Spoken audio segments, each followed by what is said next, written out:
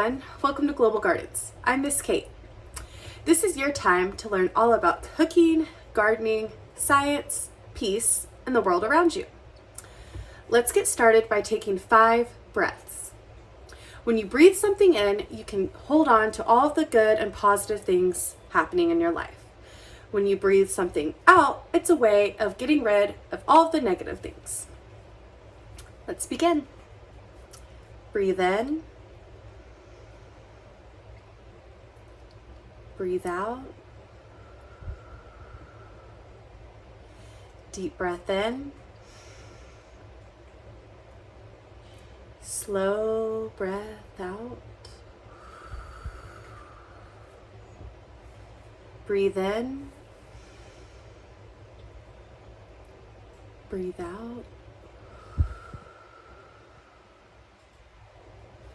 Breathe in. Breathe out. Last one. Deep breath in. Slowly breathe out. Thank you, and I'll see you next time.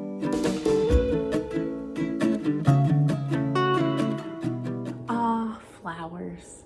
They smell nice, they look nice, they just add so much brightness to our world. But is that all flowers do? Is that their whole job? Actually, no. Flowers have a super important job for the plants they belong to. Flowers help plants make seeds, and seeds, of course, grow into new plants.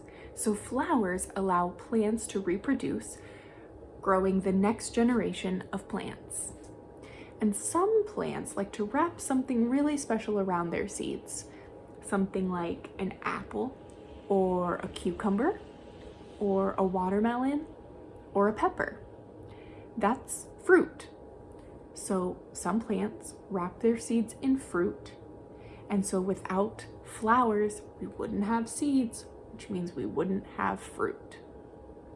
So how exactly do flowers make these seeds? I'm glad you asked. It's through a process called pollination. You know what? Come here. Here you can meet my 2 flower friends. They're both ready to make seeds, but they need pollen from the other flower in order to do that. I made my pollen blue, even though normally it's really yellow or orange. But how are they going to get their pollen from one flower to the other flower? They can't walk, they can't throw the pollen, they're flowers.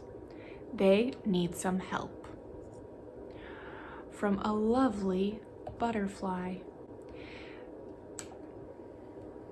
The bright petals and the nice smells are telling the butterfly, hey, we have some pretty good nectar over here that you want. So the butterfly stops at the first flower. He's drinking some nectar, and while he's walking around the flower, pollen sticks to his legs. Pollen is really sticky, and most pollinators' legs are kind of fuzzy. So then he's flying over to the other flower to get some more nectar, and his pollen comes off.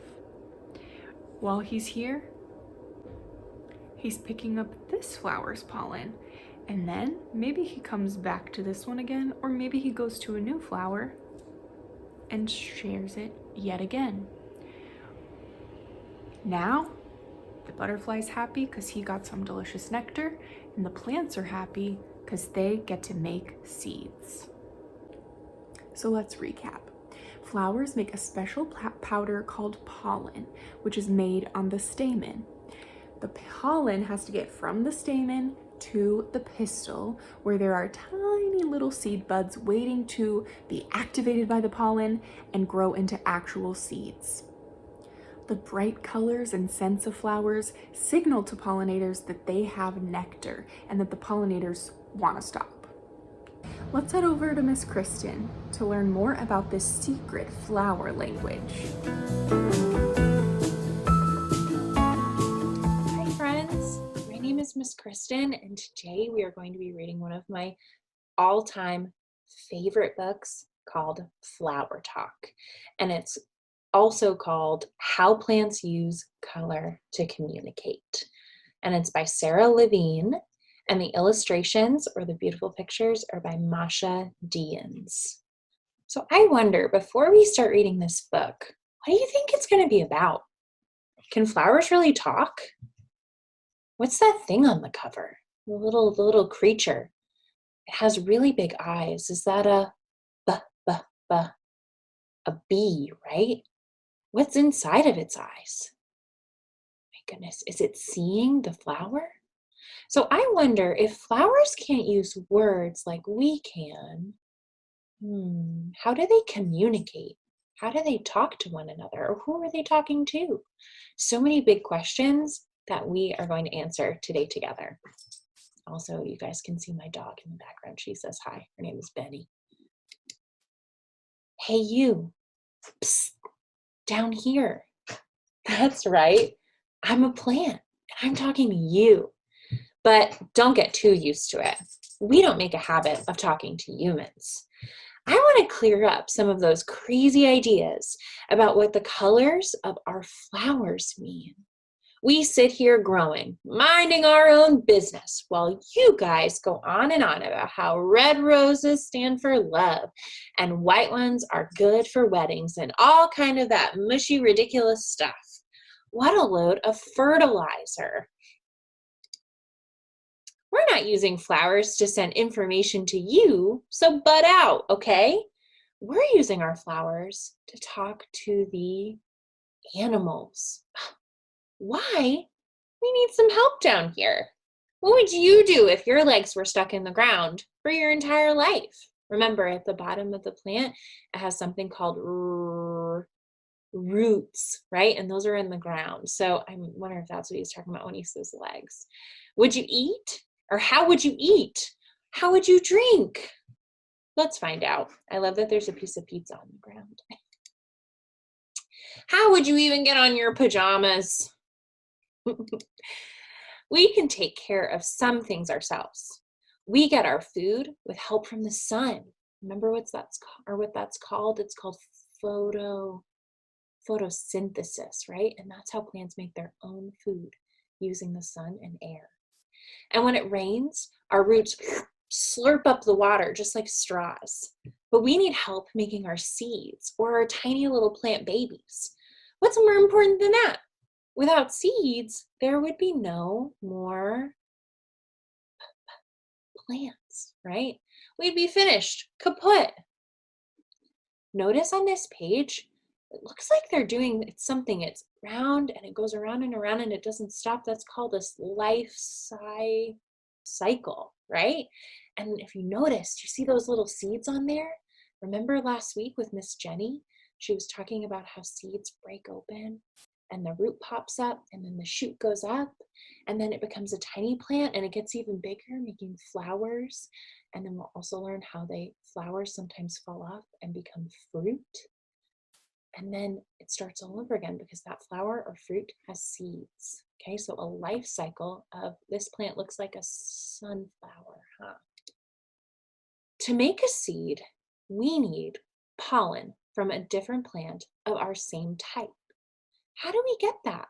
We can't just waltz over or walk over and take some. Remember, we don't have any legs. That's why we need some help from the animals. All right, so on this page, we've got a butterfly, a bee, and a hummingbird. Here's what we do. We trick them into carrying it for us. We're nice about it, though. We pay them a little something for their efforts. Well, usually. How do we get them to help? We advertise. We hold up a big sign, and our flowers are those signs.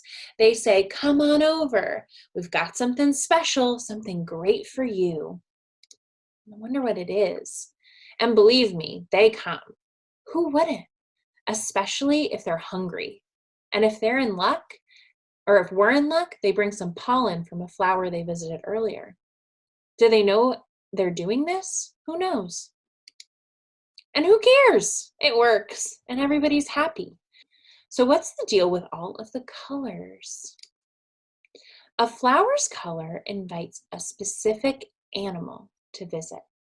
You seem like a really bright kid, so I'm going to let you in on the conversation, and then maybe you could do me a favor and tell the other humans about it, okay? Red flowers are usually talking to birds. The red flower's message is a top secret one, for birds only. Most other pollinators are insects, and they can't see the color red. And a red flower says, "Hey, hummingbird, over here, carry my pollen, and I'll give you a sip of nectar." By the way, red flowers don't have much of a smell because birds have a horrible sense of smell. They actually can't use their nose to smell very well at all. So why bother making them smell nice for them? Blue and purple flowers are talking to bees. Bees need flower pollen to feed their baby bees. They have special pockets on their legs, see right there, that carry it home to their young. But some pollen always gets stuck on their bodies and it goes to the next flower that they visit. Blue and purple flowers are saying, "Yo, bee, could you help me move some of this pollen and take some home for the kids?" See, we can be thoughtful too. Yellow flowers are also talking to bees. Wow, bees are our top helpers. I heard that scientists just figured out that bees have 3 favorite colors: blue, purple, and yellow.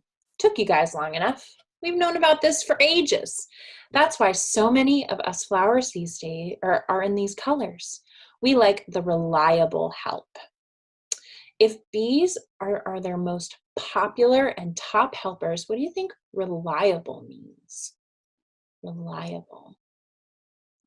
Reliable means that the bees show up the most. When you're a reliable person, you show up all the time.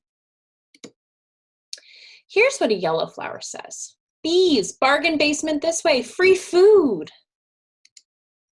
Some white flowers are talking to moths and bats. When do big moths and bats come out?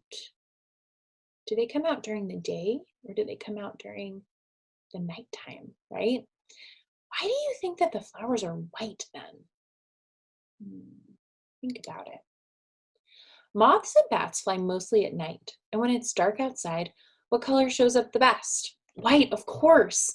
White flowers are like giant signs that say, "Hey, come get your free nectar here." White flowers also put out smelly, good-smelling perfume as an extra guide to help these animals find them. Frankly, I don't care much for it myself, but I guess to a moth or a bat, it smells pretty good.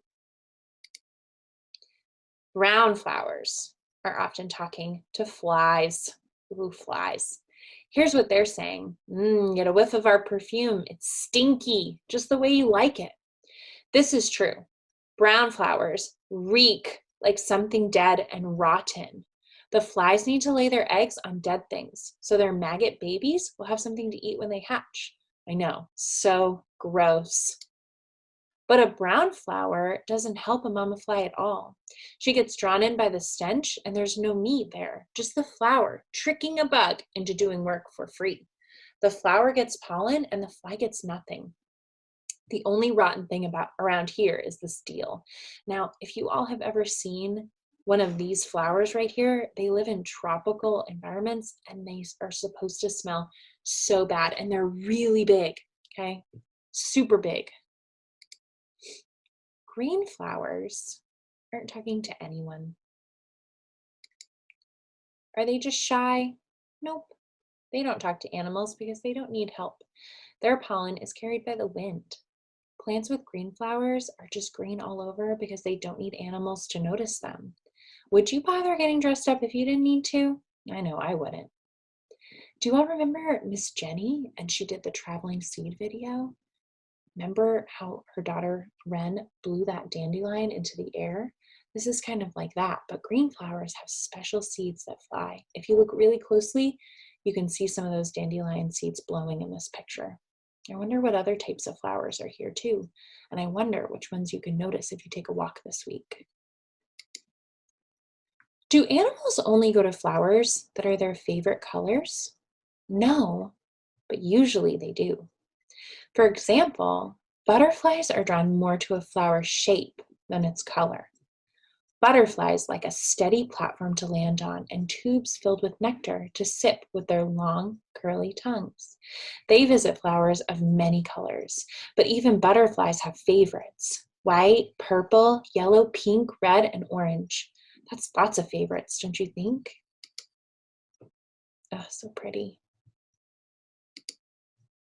It's been good chatting, but it's time for you to leave now. Go take a hike, maybe a walk in your neighborhood. I'm pretty busy, in case you haven't noticed. I'm making a new flower. It's going to be nice and yellow with a roomy platform. I'm just about done with it. But before you leave, do you want to guess who I'm trying or who I'm getting ready to talk to next? So if this flower is going to be big and roomy and yellow, what do you think is going to land there? A bee, a butterfly, a hummingbird, a bat, a moth, or a fly? Big and yellow. Take a guess. Do it in your brain. Say it out. It's going to be a butterfly or a bee.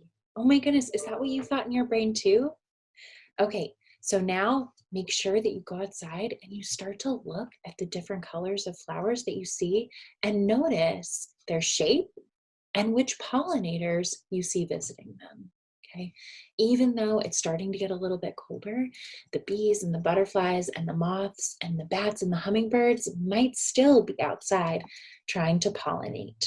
And remember, pollination helps helps plants make seeds, right? Oh my goodness. Friends, have such a good day and get looking. Bye-bye. Let's turn to Miss Kristen to learn all about the different kinds of pollinators. Pollination is an amazing, natural, and necessary process for our world. Insects such as bees, butterflies, wasps, and beetles visit other plants in order to drink their nectar. Nectar tastes kind of like a sweet juice to those creatures. If we were going to drink nectar or people-sized flowers existed that we visited, it would be kind of like drinking a big juice box. While they're visiting the flower, all of this yellow fluffy stuff gets stuck to them. That yellow stuff is called pollen. When an insect travels to one flower, they get pollen stuck to them. When they travel to another flower of the same type, that pollen gets dropped into the flower. And then that flower is able to do something magical. Only then is it able to make seeds or fruit that contains seeds. What do you think would happen if plants didn't make seeds? Would we have any more of that type of plant? Pollinators are attracted to a flower by its bright, beautiful petals and their different colors. Did you know that certain pollinators have favorite colors? Bees are attracted to blue and violet colors or purple. Hummingbirds like red, pink, fuchsia, or purple flowers. Butterflies enjoy bright colors like yellow, orange, pink, and red, as well as flowers that smell really beautiful. Fragrant flowers or flowers that smell good aren't just for us people. They are to call pollinators over too. So the butterfly will go and they'll land on it and they'll do the same thing because they smell how good it is. Flies even pollinate some flowers that smell awful. These flowers are sneaky because they are tricking the fly into thinking that they are rotting food that they love to eat. Pollinators like butterflies also look for stable or large flowers to land on. They don't want to fall over and hurt their delicate wings. Honeybees do more pollination than any other insect, which includes ants, beetles, butterflies, and moths. And I don't know if you knew this, but birds are also responsible for pollination, especially hummingbirds. Even creatures like bats are attracted to white flowers and flowers that smell really beautiful at night. And they end up pollinating a ton of different types of fruit in their habitat. Okay, so when you go outside and you try to see your pollinators, you have to remember a few things. Be very, very slow. Really fast motions can make your bees frightened of you. So you want to make sure that you're going really, really, really slow when you're looking at them. Be really quiet. Loud noises might put bees on complete alert. They might think that you're a predator. Be very, very light with your clothing, okay? Honeybees are more defensive against dark figures because they're scared of bears. Okay, so then they see a dark color, they think it might be a black bear or a grizzly bear. So wear lighter colors. And lastly, be unscented when you're going to look at bees. Make sure that you're not wearing a super scented shampoo or lotion or perfume when you go out to look for them, because they might think that, oh, that sweet smelling thing, that might be a flower that has nectar inside of it. So some of you may have been seeing a bunch of pollinators over the summer, or even this early fall where it's still hot outside. Did you know that just like us, pollinators need food and water and shelter to survive? So I want to show you something that you can make for our pollinators that they will really enjoy. And it just takes a few things. So today I'm going to show you how to make something called a pollinator water garden. Okay, it's super simple. You can make it with things that you find around your house. It's actually really fun to go and find all of these treasures that you need around the house and around your yard. So let's get started. Okay, so here with me I have all of our supplies.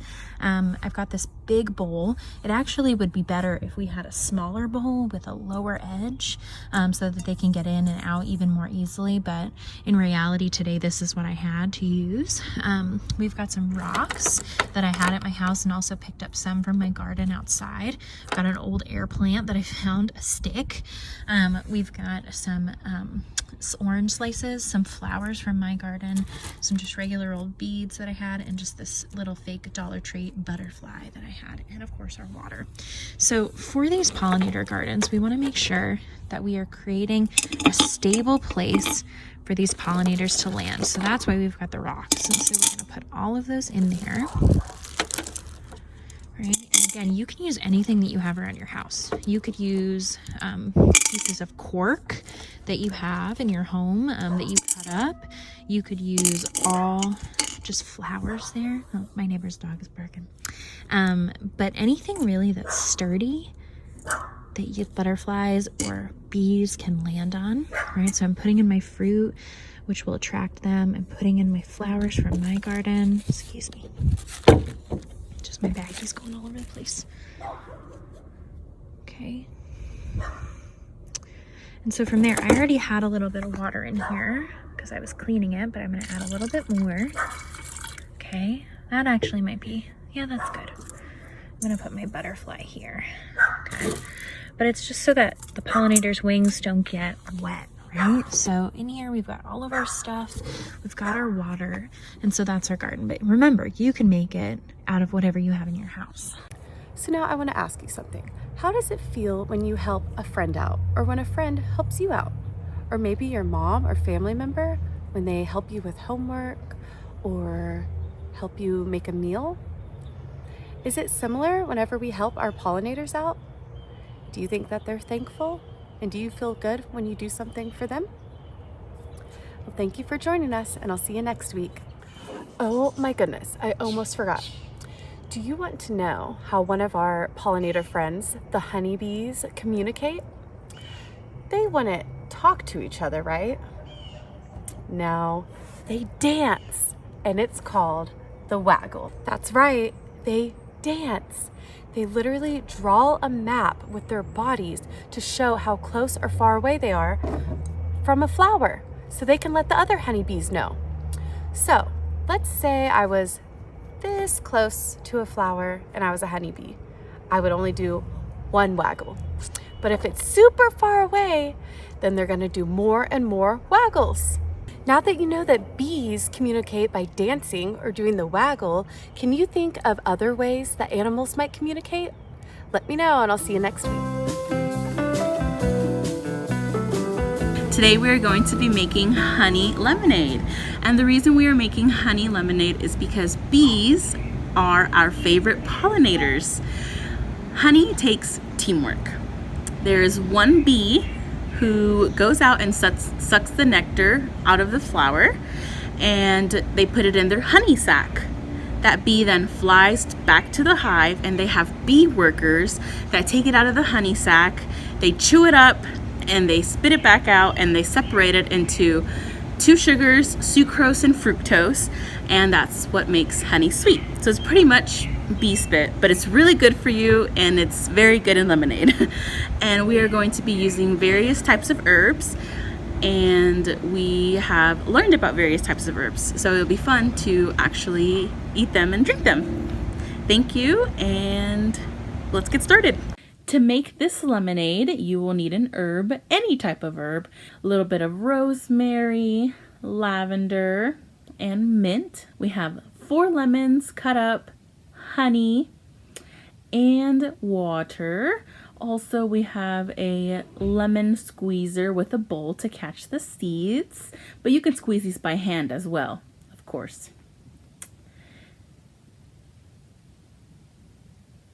First, we're going to grab our mint and pick off the leaves. We have rinsed it and, washed it really good. So we're just gonna be picking it off. And like I said, just make sure your herb is really rinsed well. And you can use 1 herb, 2 herbs, all 3 herbs, any type of herbs, and it will still taste just as delicious. And we're just gonna be taking it off the stems. We don't want any hard stems in our lemonade. And you can use a little bit of herbs, a lot of herbs, just depending on how strong you want the flavor. Now we are going to begin squeezing our lemons. And I'm just going to squeeze them into this bowl to catch the seeds so they don't end up. But if you don't have this gadget, of course, just use your hands. Use those muscles. Then, last step, we're going to pour the honey and the lemon juice into the glass. Stir it really good, and you're ready to serve you up some honey lemonade. We did not have any ice at the time, but it tasted just as good. So if you want it really super cold and refreshing, I would add some ice. If not, we can always just stick it in the fridge. In about an hour or 2, it'll be just as cold. Hi, I'm Mr. Simon. Wasn't today so fun? We got to learn about the magical way that flowers and pollinators create a community right out in the garden. A community is a place where we all take care of each other, and in doing so, everyone's needs get met. The same way that a flower provides nectar for bees, and in doing so is able to spread its pollen throughout the garden, I want you to think about something you have that you could offer the people in your community. I want you to do a little brainstorm, so grab a pen and paper. And while you think about it, I'm going to sing a little song to inspire you. Here's how it goes. Sometimes when I help you, it helps me. The same way the flowers work together with the bees, helping someone else can also meet your needs. That's called community. So what do you have to give? What do you have to give? What do you have to give away? What are you gonna share? What are you gonna share? Once you start to share, you find that sharing goes both ways.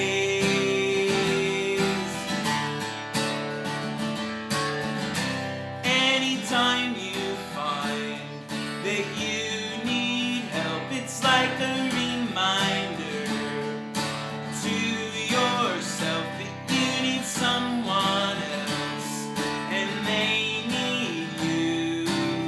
Community starts with 2. So what do you have to give? Hey, what do you have to give? What do you have to give away? What are you gonna share? What are you gonna share? Once you start to share, you find that sharing goes both ways. Take a look at that list, and I challenge you this week to share something with the people in your community.